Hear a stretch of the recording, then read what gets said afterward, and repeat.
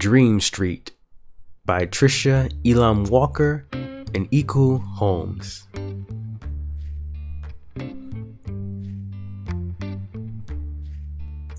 Welcome to Dream Street, the best street in the world. Just ask the people who live here. The houses and the dreams inside are different as thumbprints. The sidewalks are wide enough for huge tall drawings and giant hopscotch boards. Children from all over the neighborhood come to play until the street lights go on. Yusuf waits for his brother Biko at the corner of Humboldt Avenue and Dream Street. He's thinking about how their mom always says, "Don't leave the house without your crown." She likes to tell them stories about their ancestors who were queens and kings with dreams they never gave up on. Each morning, unless it's raining, Mr. Sidney reads the newspaper on his stoop, dressed to the nines, Miss Sarah likes to say. "What's the nines?" a child will ask, and Miss Sarah will answer, "Fancy, fancy." Mr. Sidney is a retired mail carrier living his dream of never having to wear a uniform again. He tips his big brown fedora and greets everyone with, "Don't wait to have a great day, create one." Belle catches butterflies in a jar when they fly near Mrs. Sarah's bird bath, but she always lets them go before too long. "Everything has to be right to be free," she says, "and every butterfly is different, just like snowflakes and people and dreams." Belle wants to become a scientist who studies butterflies. She says there's a special name for it, a lepidopterist. Azaria's house is next to the park. That girl can really jump some rope. She can do double dutch on one leg at a time. She can turn around and touch the ground. She can jump by herself with 2 ropes. She can even dance, jump, and dream of winning a shiny trophy one day all at the same time. When she flies down the street swinging her rope, she lifts her long brown legs as high as the sun. Miss Sarah, also known as the Hat Lady, is Belle's great auntie. Her voice is only a whisper, but there are stories between the lines of her face that she'll share when you come close. She has lived on Dream Street longer than anyone, even longer than some of the trees, watching children turn into grown-ups and listening to their dreams along the way. Zion walks around the corners of the library to read skyscraper-tall piles of books that take him on adventures around the world.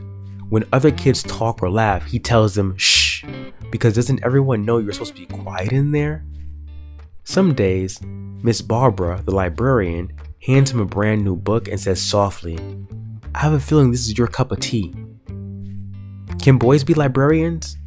Zion whispered to her, because it's his dream to become one. "Of course they can," she whispers back. He flashes a bright smile and continues his journey through the pages of the next book. Edie lives at the top of the hill and searches for treasures that others throw away. She collects smooth rocks, broken jewelry, leaves, and feathers and adds them to her drawings of people on Dream Street. Meanwhile, her cousin Tari pays attention when new folks come around so she can make up stories about them. In her notebook, she scribbles down the things she hears when they don't know she's listening. The cousins dream that someday they'll create a picture book together about everyone they know and meet on Dream Street. The Phillips family has 5 boys: Dudley, Donald, Donardo, Dexter, and Duke, all named after jazz musicians. Those boys are more than a handful, some say, but the brothers know not to act up or show out. On Sundays before church, their daddy, Mr. Phillips, lines them up on the front porch for inspection, from hats down to shine shoes. He dreams of forming his own jazz band with the Phillips boys one day. Uh-oh, looks like little Duke forgot his bow tie. The garden behind Desiree's house overflows with plants you don't see every day. Purple lilies, red desert peas, and yellow passion flowers. Her magnolia trees smell like milk and honey and make your eyes feel heavy, as if they want to close. Desiree's locks are so long she can wrap them around her shoulders like a shawl. Sometimes she and her grandbaby, Little Song, fall asleep together.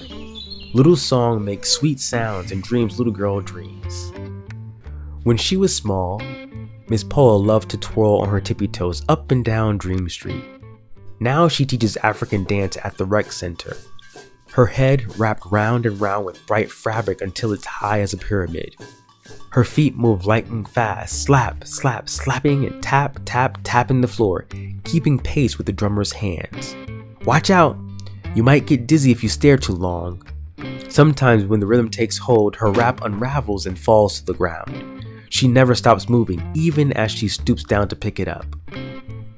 Little Benjamin, who lives in the purple house next to the park, is tucked snugly into bed, but he doesn't want to go to sleep and dream. He might miss something important.